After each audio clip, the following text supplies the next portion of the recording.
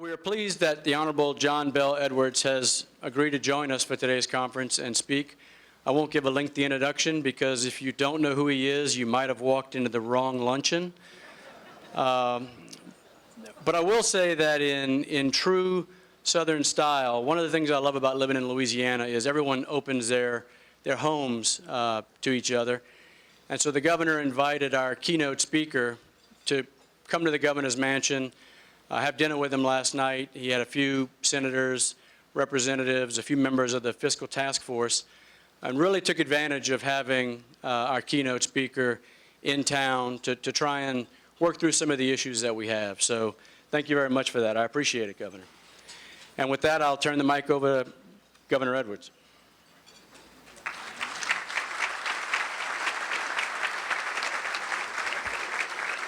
Thank you.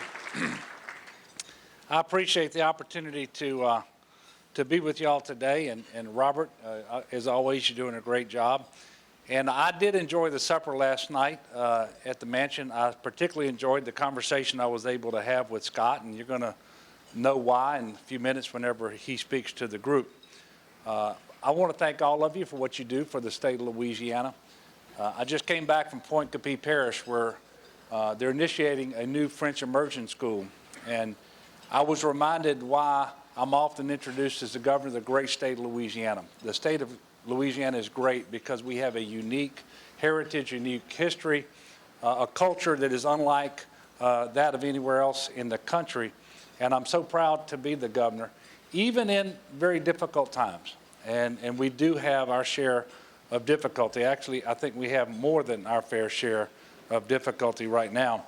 But partnering with you, and the other folks around the state of Louisiana, I know that we are going to be successful, and particularly with respect to PAR, because PAR keeps us on task, make sure that we're operating government in a manner that is efficient and transparent and in the best interest of the folks of Louisiana. So I do want to tell you how much I appreciate this organization. We inherited, as you may or may not know, the largest budget deficit in the history of our state. We began taking some, I think, critically important steps in the special session earlier this year, but we've got a lot more to do. And I want to tell you that earlier this week, Commissioner Darden, and I think Jay is here. I saw Jay. And by the way, Jay, I got good reports about you and Aaron on your presentations on the panel today, so I want to thank you for that. But Jay and I presented a budget this week that is really, it's a very sobering document. When you look at what we're unable to do, that I think most of the people in this room and across the state of Louisiana would consider to be critical priorities that as of right now are not funded, or certainly not funded adequately. And I want you all to know in this room, that is certainly not the budget that I wanted to present. It's not the budget that I want to actually execute come July the 1st. I think we have some unfinished business from the special session, and we will have a second special session later this year to get the job done. That unfinished business is that $750 million remaining deficit, that if we don't fix it, it will mean that we've dramatically underfunded TOPS. There will be cuts to higher education for the 8th straight year, after we've already led the nation for the previous 8 in terms of the disinvestment to higher education, but also cuts to K through 12 and other critical priorities to the state of Louisiana. So as we do that, I want you to know, and I think it ties in with the speaker here today, I'm going to work very hard to get a down payment on comprehensive tax reform. I have asked Dr. Richardson and his task force that had been meeting to give us some ideas that we can pursue in June so that we don't just raise the revenue that we need to raise, but we do it in a manner that is consistent with long-term comprehensive tax reform for the state of Louisiana. So we're not doing something this June only to turn around next April and undo it. We need more stability in Louisiana. We need predictability, and that's how I intend to proceed. So I want you to know that we've got these challenges, but some of the things that we've been able to do have been very positive. I want you to know that I believe that the budget that we presented is an honest document. It breaks from the path that have led to 2 downgrades from credit rating agencies and put us on negative watch. I want you to know that it doesn't sweep funds, it doesn't use one-time money, and it certainly does not raid the Transportation Trust Fund. So those things are good. But overall, we're in a very difficult situation, and I am calling upon you all, not just as PAR, but as members of the business and industry here in Louisiana and in your different fields, to work with us, to make sure that you're partnering, you're communicating, and that if we propose something going forward that you find particularly onerous and you think there's a better way to help us reach our goal, I would ask that you step forward and let us know that. You will find me and my administration very accommodating in that respect, because I understand that with challenge like this, success only comes through collaboration, a lot of hard work, because the choices that we have to make are very, very difficult. I also want you to know that in the capital outlay process, something that I know that PAR has been very involved in, we've taken a different approach, and actually we have called out of that program hundreds of millions of dollars of projects that were eating up space, very unlikely to ever move forward and actually be funded and actually come into existence. And we know that the program, it exceeds by hundreds of millions of dollars our bonding capacity. So we are undertaking not just budget reform, but capital outlay reform. And with respect to the projects that you will see move through the capital outlay process, there will be much more emphasis on things like transportation, roads and bridges and ports. There will be much more emphasis on deferred maintenance for state buildings and on college campuses. What we cannot continue to do is build new buildings and give them to state agencies and to higher education institutions that don't have the operational dollars to operate what they already have. So we're moving in a different direction there too. And finally, I want you to know that as a result of Medicaid expansion, the simple process of bringing our federal tax dollars back from Washington and putting them to work for the working poor in Louisiana so that they have health care coverage and that those reimbursement dollars flow to the providers here in Louisiana, we are going to save $184 million in the first year alone. And that money is going to allow us to not have to cut so deeply, whether it's higher education, the TOPS program, and certainly it is those savings that allowed us to keep a number of our safety net hospitals in the budget. And I am working extremely hard to get the other 4 funded before July 1st as well. So while we have tremendous challenges, I want to tell you that I remain extremely optimistic about our future. I will always be bullish on Louisiana because I know that the stakes are simply too high, the consequences too grave. We are not going to fail. I am going to work extremely hard with the legislature, with members of the faith community, the higher education community, business and industry, good government groups, people all across the state of Louisiana, so that we can be successful and create the state that we all want for our children and for our grandchildren. And I want to thank Fran for that prayer, and I want to invite all of you who, like me, believe in the awesome power of prayer, to pray for our state, pray for all of our leaders, and certainly I would invite your prayers for me, because these are difficult times, but a better path to a more stable future is right around the corner if we will just work together and put ourselves on that path. So thank you very much. I appreciate the opportunity to be with you today. At our business meeting this morning, we elected or re-elected new board members. Please stand when I call your name. The newly elected board members are J.J. Buquet with Buquet Distributors, Charles Landry with Fishman Haygood, Paul Pratt with Chesapeake Energy, and John Simmons with the McElhenney Company.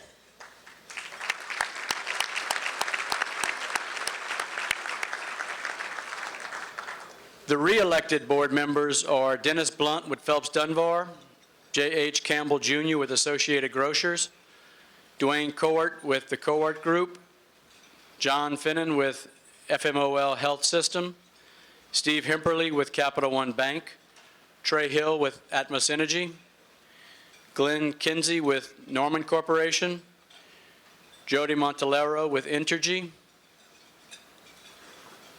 Ashton Phelps Jr., Sean Riley with Lamar Corporation, Kenny Robinson with Crest Corporation, Virginia Freeman Rowan, Dr. Philip Roseman with Education's Next Horizon, Bill Sheffey, Deborah Sternberg with Starmount Insurance, and Drew Tessier with Union Pacific Railroads. So I thank y'all all for y'all time and energy towards this organization.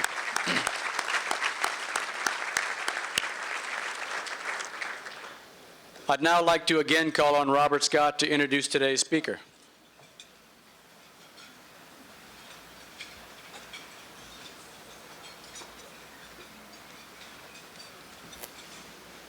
Thank you, Jake, and thank you for all the work you do for PAR. He's putting in a lot of effort, including starting up a strategic planning sessions for PAR in the next year. And it's great that you're taking on a role of really looking at the organization in a deep way.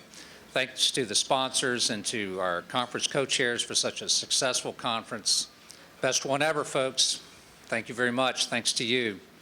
Now, I want you all to pull out your smartphones and download the PAR app, the PAR Guide to the Legislature. We've been looking at the numbers, and you haven't all downloaded it, and there's no excuse not to. It's free, and it's really valuable. So get out your smartphones and download it. Now, you also have question cards on your table. We expect to have a little time at the end of Mr. Hodge's presentation so that you can write down a question, legibly please, and some folks will come by and pick it up, and we'll bring them up and maybe have some good questions that the audience can bring to our keynote speaker. Well, we at PAR have had a good ongoing collaboration with the state policy tax team at the Tax Foundation in Washington, D.C. And in fact, PAR was instrumental in tying together the Committee of 100 with the Tax Foundation, which resulted in a very good report that they put out last year. We've been involved in that process every step of the way, and we have a big thanks to Mike Olivier and Tom Clark with the Committee of 100 for collaborating with us and making that work. So it's only logical that we bring Scott Hodge, the president of the Tax Foundation, here to you today. Now, the Tax Foundation, that's that group that puts together all the state rankings about the tax climates in all the different states and the tax rates in all the different states. And you know, we're in such great shape here in Louisiana. They just did a new survey, and out of the 50 states, Louisiana now ranks number 75 on the list. And we were kind of hoping that if we brought Scott down and gave him some good Louisiana food and hospitality, he might bump us up a few notches in some of those rankings. So we're after him. The governor had him and some of the rest of us over at the mansion last night. We appreciated that hospitality. A good dialogue is underway. Well, Scott helped start up the Heartland Institute. He was a fellow at the Heritage Foundation. He helped design the Contract for America during the 1990s and became influential in various tax changes and cuts over the years. And since he took over the Tax Foundation, it has doubled in size. He has some really cool modeling projects, some of which he's going to tell you about here in just a minute. Created the State Business Tax Climate Index. And ladies and gentlemen, we're about to have an actual substantive public discussion about real policy issues in the presidential campaign. This may be the first time this has happened and the last time this has happened in the presidential campaign. But here we go. So here to present presidential politics and the challenges of tax reform, please give a warm Louisiana welcome to Scott Hodge. Well, thank you very much, Robert and Jake. My goodness, congratulations on a tremendous turnout. I'm glad I didn't have to find my seat. I'd still be wandering around out there somewhere. It looks like quite an A-list group here. It seems that if you're not here, then you're probably not a decision maker in Baton Rouge. Is that right? Yeah? Well, I do want to say that if you are here and you're not supporting PAR, please do so.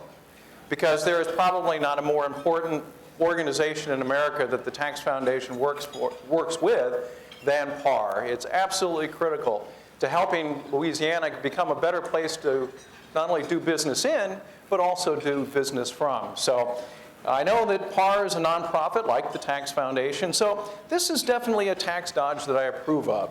So give heavily, get out the checkbooks, and do your part.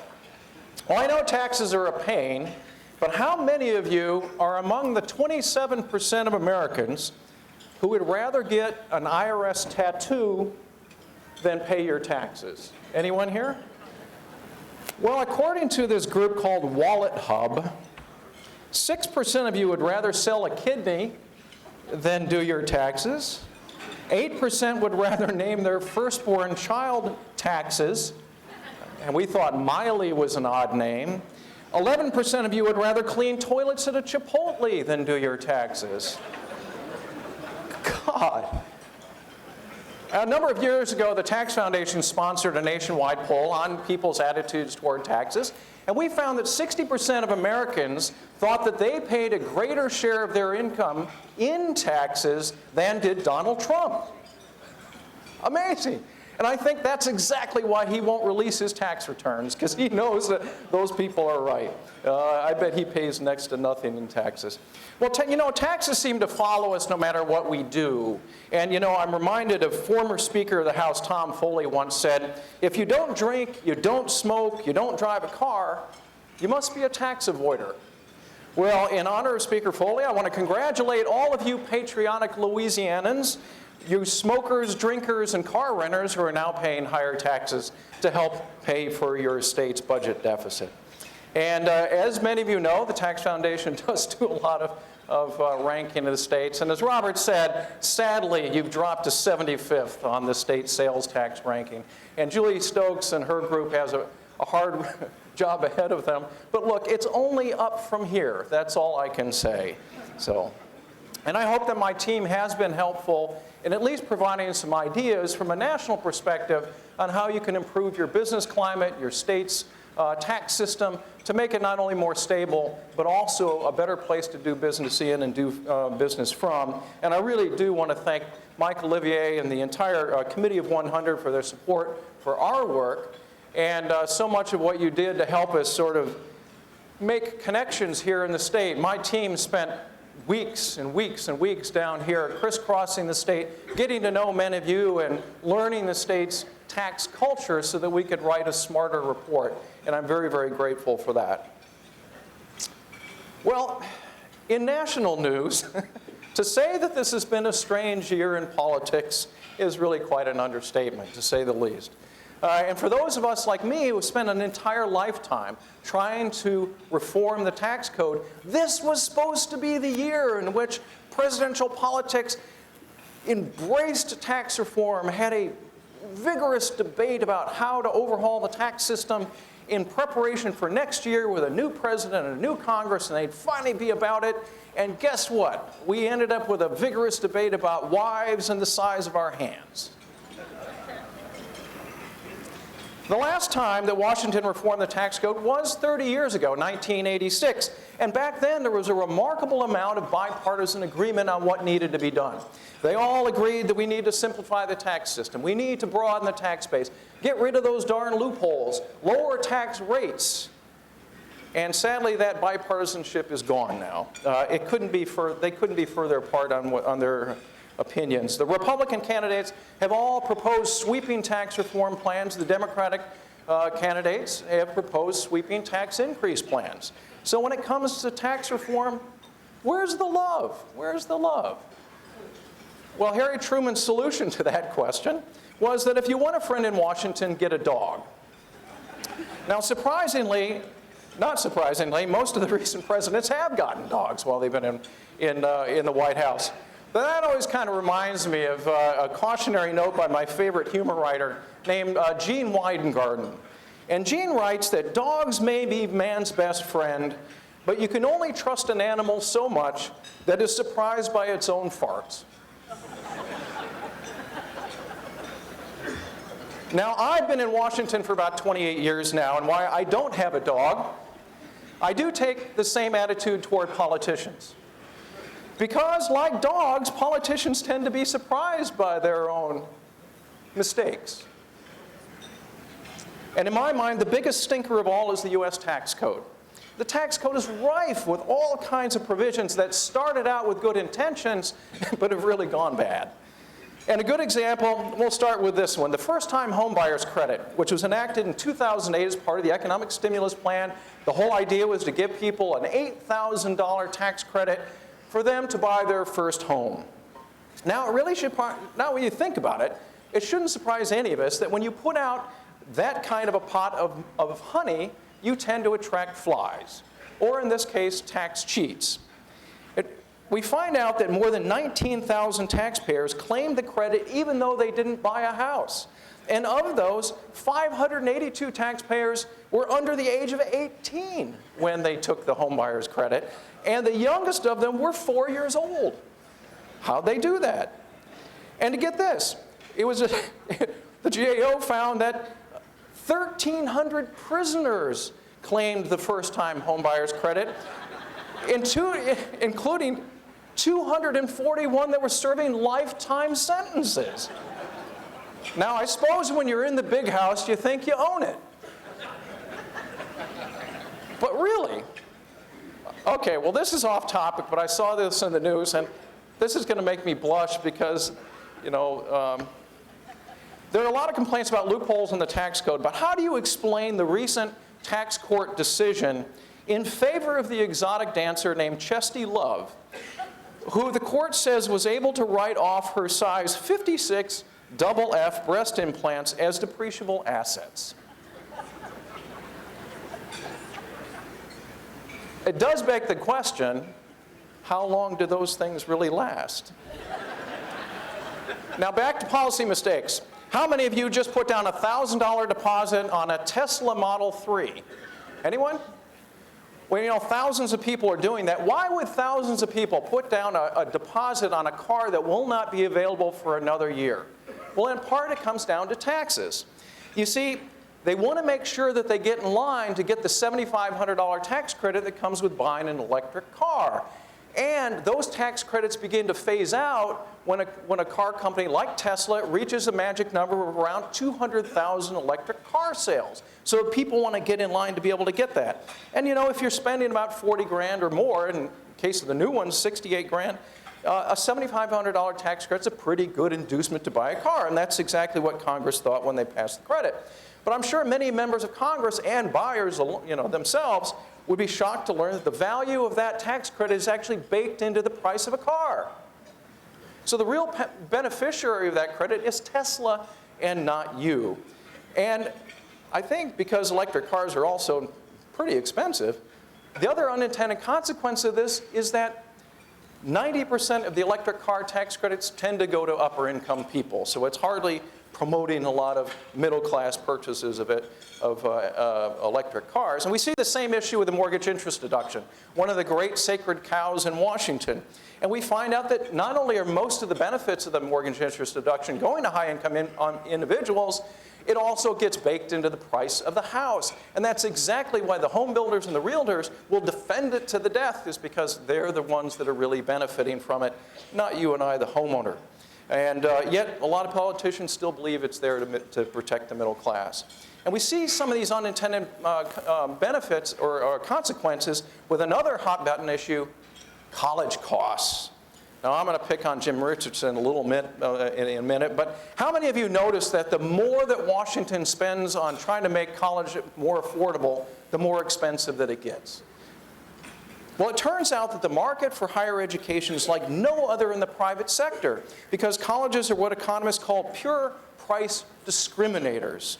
And because of the financial aid form, colleges know everything about our finances and our assets, our ability to pay, how much we're eligible for in tax credits and loans and financial aid, and all of that provides them with information to basically set the price to capture the maximum amount of the credit. Now imagine if you're going into Best Buy and you want to buy a flat screen TV, and the guy behind the counter has got all your financial information in his computer, and he says, well, Mr. Hodge, it lists for $500, but we're going to charge you $600 because we know that you can afford it. Well, that doesn't seem kind of fair, does it? But what happens is that these kind of tax credits end up becoming a windfall for universities instead of a helping hand for students and their families.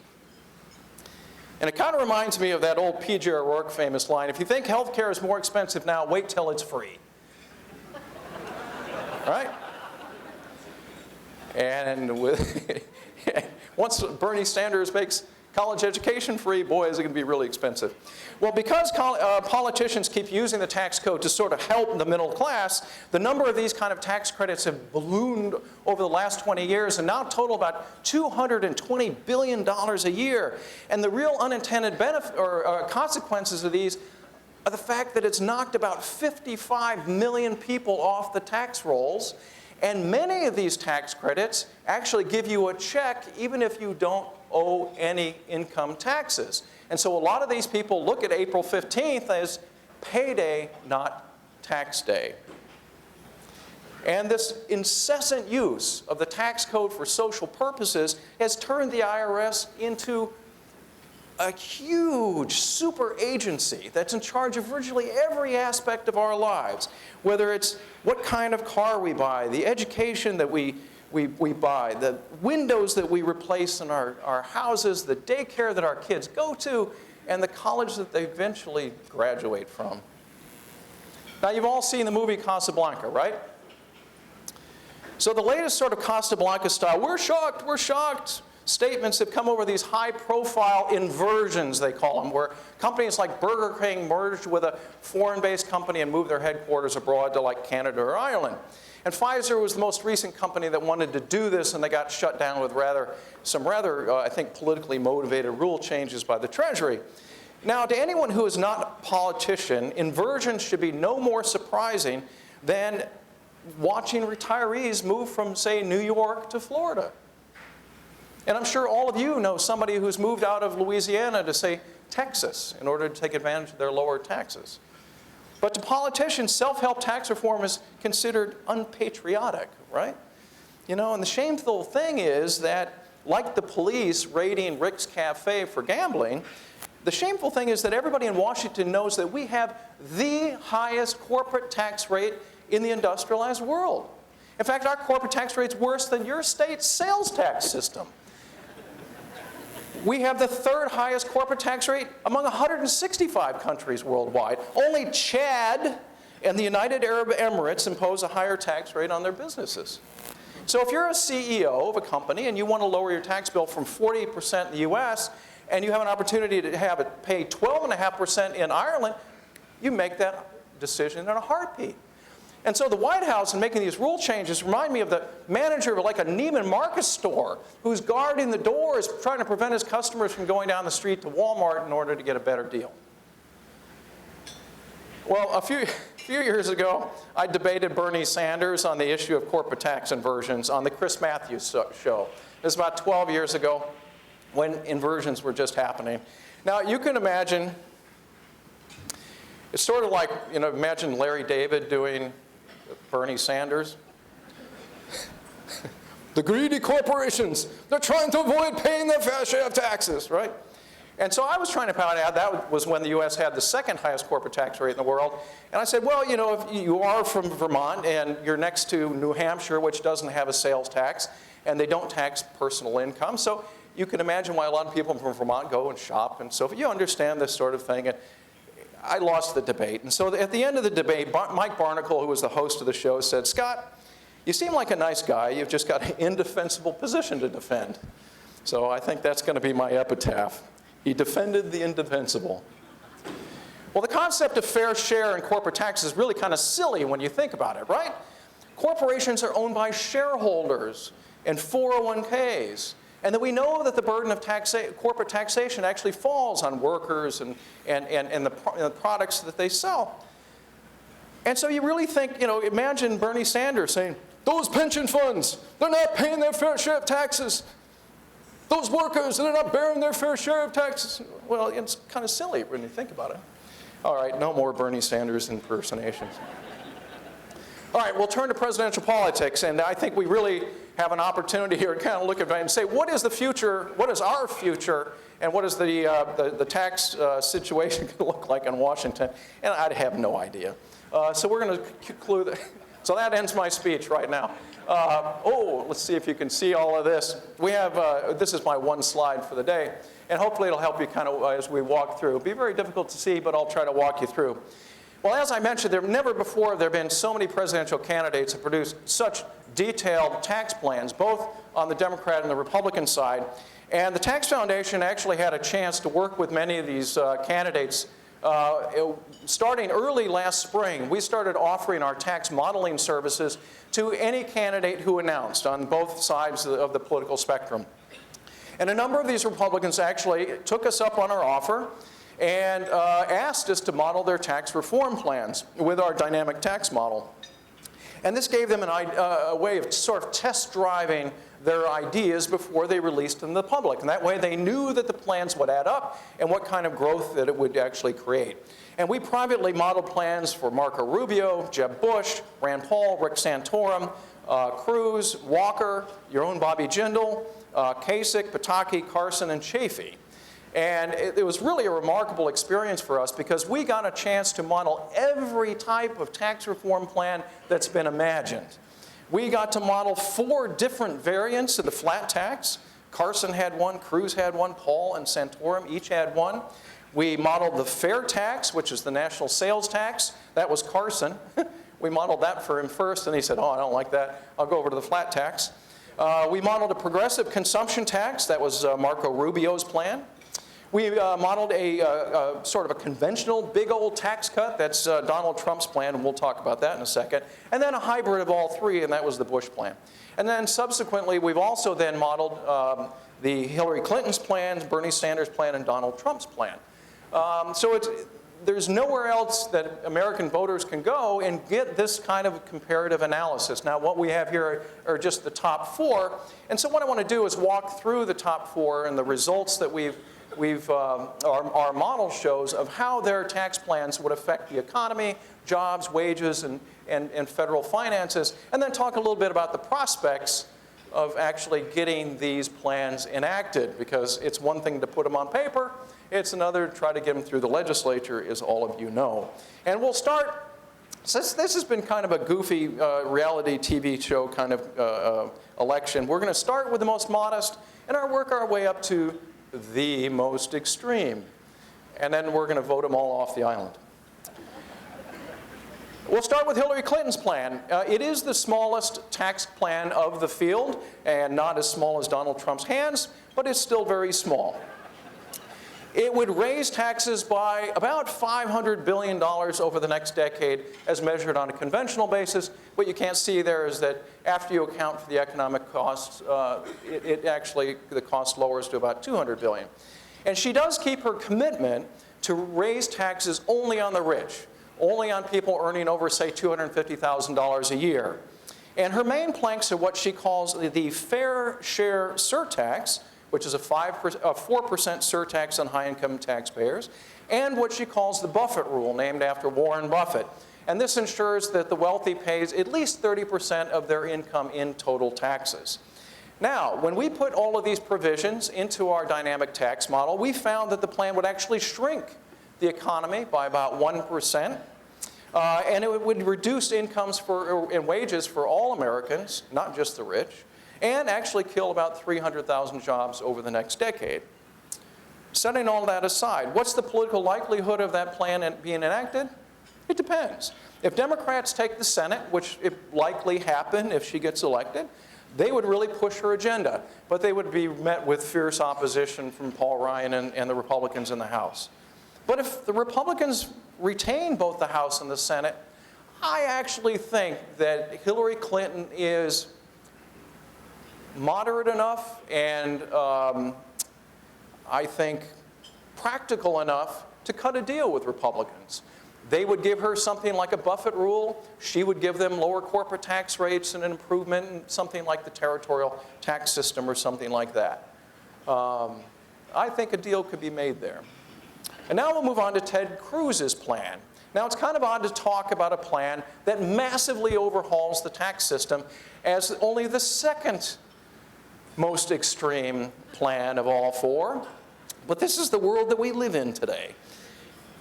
The Cruz plan eliminates payroll taxes and the corporate income tax and replaces it with what he calls the business flat tax at a 16% rate. Now, this is actually a value-added tax. So it's not a true corporate income tax like you're used to. It's a little different than what they impose in Europe, but it works in many of the same ways, kind of like a sales tax. Now, for individuals, he enacts a flat income tax rate of 10%. So everybody would pay 10%, and then he lowers some taxes on low-income people as well. Now, our model shows that the plan would boost the size of the economy by nearly 14%, and it would raise wages by 12% and create about 5 million new jobs. And it's a pretty big tax cut, admittedly. It's on a sort of a conventional basis. It would raise deficits by about $3.6 trillion over the next decade. But after you factor into the economic growth, it would actually only cost about $800 billion over a decade. And I think that it would get a pretty fair hearing in Congress if Republicans took the House or kept the House and the Senate. But it would create a really interesting debate about whether or not America is ready for a value-added tax, much like we have in the rest of the world. You know, because frankly, value-added taxes scare the hell out of conservatives because they're often seen as a money machine. In fact, Cruz's plan raises $25 trillion over a decade in order to offset eliminating the corporate income tax and payroll taxes and cut individual tax rates as well. So it is a money machine. But liberals worry that value-added taxes are regressive. They hurt the poor most because it raises the prices of the things that they buy. So both would have a lot of concerns about a value-added tax. But that does remind me of the old joke that says America will be ready to enact a value-added tax when liberals discover what a money machine it is and conservatives discover how much it'll tax the poor. Now, it's kind of a coin flip to decide who's most extreme, Donald Trump or Bernie Sanders. Well, I'll go with the Trump plan is next, and we'll save Bernie for last. Trump's plan is the largest tax cut of the Republican field at about $12 trillion over the next decade. And even after we account for the economic growth, it still would raise deficits by about $10 trillion. Now, the secret is we have no idea who designed this plan. I've asked reporters to sniff around and find out. I even talked to Trump's recent policy advisor. He doesn't know either. So it's sort of the magical plan. It just appeared on their website one day. And for those of you who are scoring at home, a $10 trillion tax cut is about 25% of all government revenues over the next decade. That's enormous. So what he would do is he'd cut a lot of personal income taxes to 25%. He'd cut all business taxes down to 15%. But interestingly enough, this is what really makes it so expensive.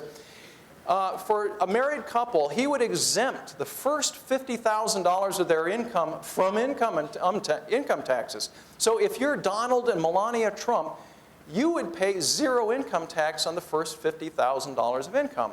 So this loses the Treasury a ton of money and knocks more than half of all Americans off the tax rolls. So you do have to wonder, how are you going to finance government when only half of all Americans are paying taxes?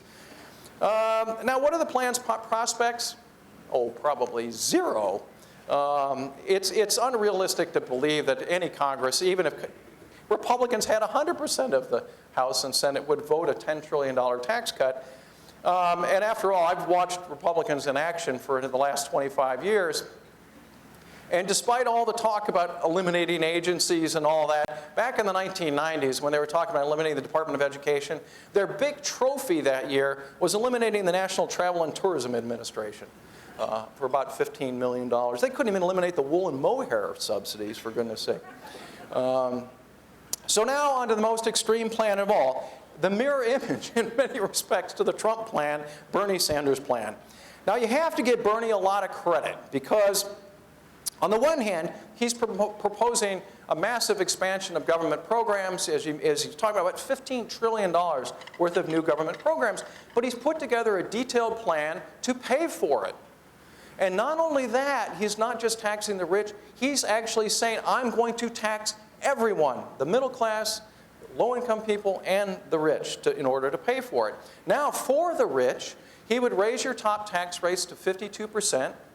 Then he'd add on a whole bunch of payroll taxes on top of that, so that the top marginal tax rate for high-income individuals would be, get this, 68%.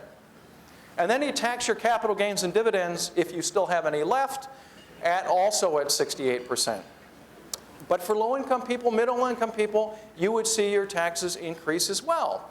And we figure out that for a family of four, earning, say, about $80,000 a year, they'd see a tax increase of about $5,000. And we estimate that the plan would crush the economy. It would lower economic growth by about 10%, lower wages by 6%, and kill about 6 million new jobs. But you would have free health care. There you go. But you got to, no job. Now, the only way that Bernie Sanders' plan would ever get enacted is if Democrats sweep both the House and the Senate, and most of those new Democratic members were elected from Sweden. So we'll wrap up. What did we learn from this experience? We learned that there are big trade-offs in tax policy. There are really three different trade-offs here. One is on tax revenues. Does your plan raise more revenues for the government? Does it lower revenues for the government? Equity concerns. Does your plan make the tax system more progressive or less progressive? Economic growth. Does your plan lead to more economic growth or less economic growth? And so we all know the sort of scales of justice. Well, the scales of tax reform have three trays on them, and you can only have two of them. One of them will have to take a back seat. And as we found with the plans put forward by Hillary Clinton and Bernie Sanders, they put a priority on raising tax revenues and raising progressivity, but at the expense of economic growth. They both lowered economic growth. Republicans put a priority on economic growth, and they did a little bit toward progressivity. The thing that took a back seat was federal revenues. There were big tax cuts that would lose the Treasury tons of money. So they haven't really been honest about these trade-offs, but those are the trade-offs that they have. I'll tip my hand. I think economic growth ought to be the #1 priority of fundamental tax reform because it really solves all kinds of other problems. Economic growth boosts tax revenues and lessens the need for public assistance, and all of that helps reduce the deficit. Broad-based economic growth boosts real wages, creates jobs, and that reduces the insecurities about inequality. Now, New Jersey just showed us what happens when your tax code is aimed at gouging the rich. New Jersey's richest man, hedge fund billionaire David Tepper, has had it with New Jersey's high taxes and has announced that he's moving to Florida along with his hedge fund. The cost in New Jersey for having a Neiman Marcus tax code, $140 million hole in their budget because one guy left town. So you think you got problems. Chris Christie really wishes he'd become president now. And on that note, they say that the only eternal things in life are death and taxes. And that does remind me of a bad tax joke to end on today. A businessman is on his deathbed. He calls his friend and says, "Bill, I want you to promise me that when I die, you will have my remains cremated." And Bill says, "Well, what do you want me to do with your ashes?" And the businessman said, "Just put them in a box and mail them to the IRS and write on the box, 'Now you've finally got it all.'"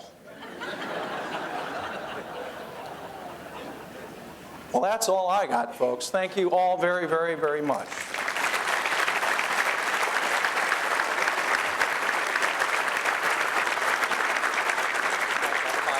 Okay. Sure.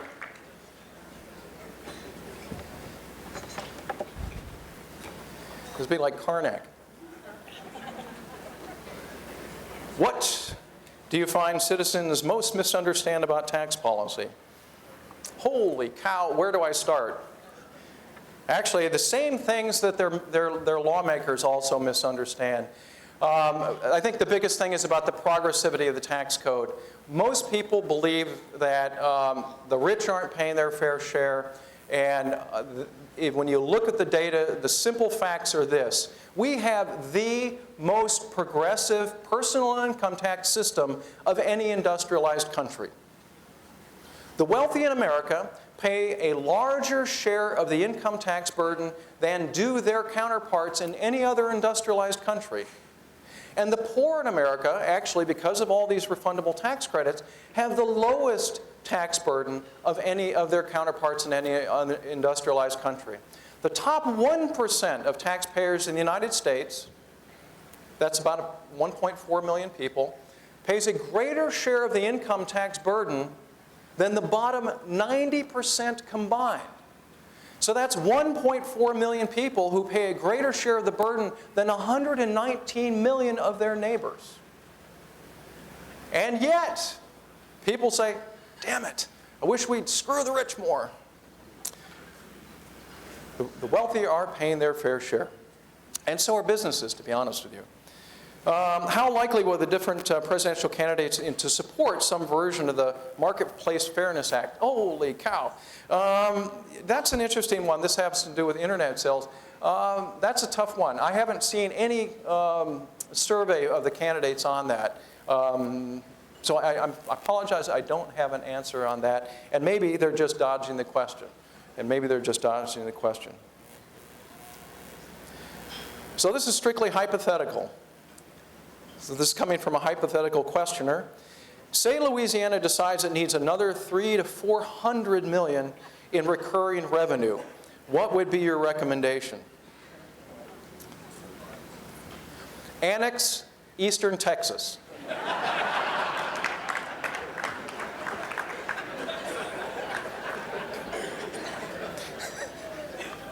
And on that note, but that's all, folks.